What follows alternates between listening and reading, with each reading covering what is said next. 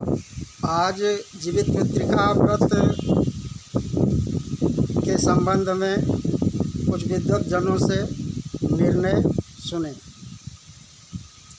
देखिए, जीवित पुत्रिका व्रत का साफ निर्णय दिया हुआ है ऋषिकेश पंचांग में एवं महावीर पंचांग, जो दोनों पंचांग के आधार पर साफ लिखी हुई बात मैं कहता हूँ कि यहाँ लिखा हुआ है कि आप जीवित पुत्रिका व्रत 6 अक्टूबर शुक्रवार जो अपराह्न एवं प्रदोष काल की अष्टमी तिथि को ही मान्य है।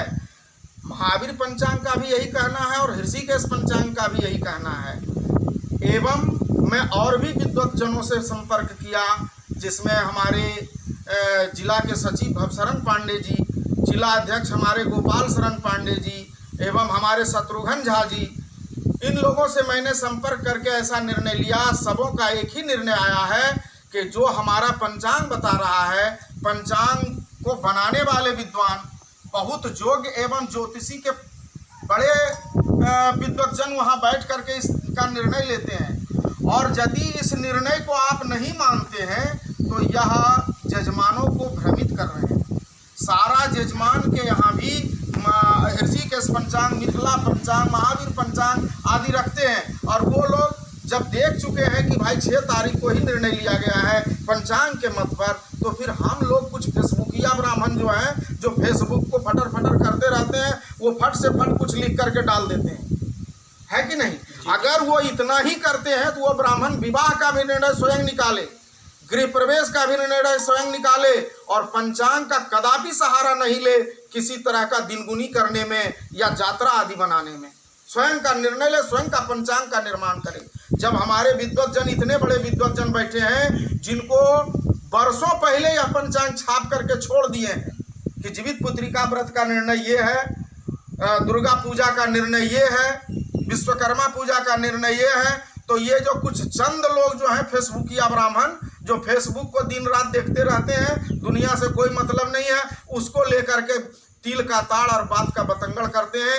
किसी भी हालत में 5 तारीख नहाय खाय का है, 6 तारीख को जो है पंचांग के आधार पर उपवास है और 7 तारीख 10:21 का प्रमाण दिया है, यानी 10:30 बजे मान करके चलें, व्रत का पारना है।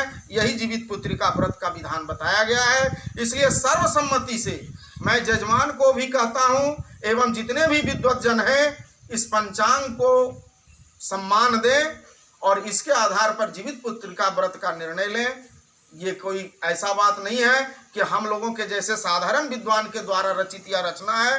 दोनों पंचांग को मैं यहाँ दिखा रहा हूँ। दोनों पंचांग में व्रत का जो है निर्णय दिया गया है कि आप प्रदोष व्यापनी अष्टमी जितिया व्रत, चंद्रोदय व्यापनी अष्टमी व्रत ही करना है, इसी को जो है माने और इसी व्रत को करें। और विद्वज्जन जो है बैठे हुए हैं, हमारे जजमान भी बैठे हुए हैं, रतन बाबू, इनसे पूछा जाए। जी, हमारे जो आचार्य जी हैं बिल्कुल सही बताए हैं और कहने के अनुकूल सभी जो है जजमान एवं मित्रगण जितने इस बातों को सुन रहे हैं, जितना धर्म की अच्छा से अच्छा हो बातें रखें। जय श्री सीताराम। वातावरण को स्वच्छ रखें। ऐसे ही ब्राह्मणों का मत मतांतर जो हो रही है, कभी 6 तारीख कभी 7 तारीख, हम लोगों का सम्मान नरक में चला जाएगा। अरे जो पंचांग लिखा है उसके ऊपर आप क्यों नहीं निर्णय लेते हैं? उसको आप सही मान करके चलिए ना। फिर 7 तारीख कर रहे हैं, ये गलत बात है। चलिए ठीक है। ये हमारे आचार्य महोदय श्री दिलीप पांडे जी का द्वारा जो निर्णय लिया गया, ये सत्य निर्णय है। इसी निर्णय पर ही लोगों को रहना चाहिए।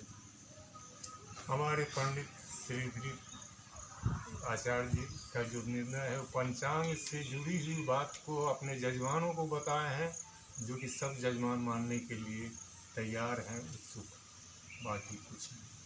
जय श्री सीताराम। बोलिए शंकर भगवान की जय।